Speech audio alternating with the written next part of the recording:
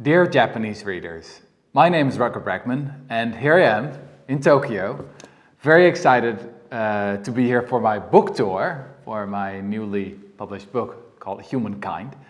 And it's a book that is about a simple but pretty radical idea. The idea is that most people fundamentally, deep down, are pretty decent. Very often we think that humans are just nasty and selfish, and that in the end we're only, on this planet to get as much for ourselves.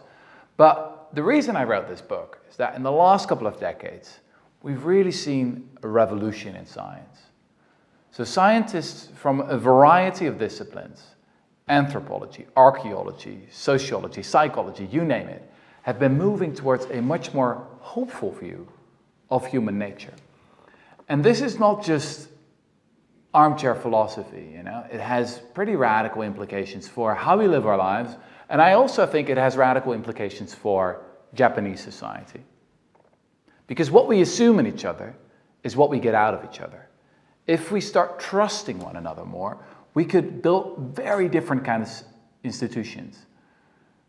One of the things you could do, for example, is move towards a much more egalitarian workplace, right? Today, many organizations in Japan are still pretty hierarchical, and that's what you get if you don't trust your employees, yeah? You need a lot of CEOs and managers. But once you update your view of human nature to what is, I think, a more realistic view of what people are really like, you can give them much more freedom to follow their own motivation and rely on this thing that we call intrinsic motivation, right? That people do something because they care about it or because they're just naturally curious. The implications for schooling are also pretty profound. Today schools are all about, getting the right grades, doing something because you have to do it, because the teacher says you have to do it. But what if we would rely on our own natural curiosity? Maybe school would then be about more than just homework, but it would be about, following your own curiosity and actually learning something. Those are just some of the implications that I think, could really profoundly change this whole society. Now, maybe some of these ideas sound radical, but as a historian, I know that all fundamental change is generational change.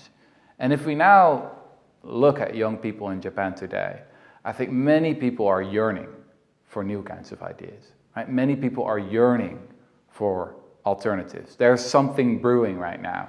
And hopefully my book, Humankind, can play a small part in that. Because if we update our view of what we are really like, I think we can really change the world.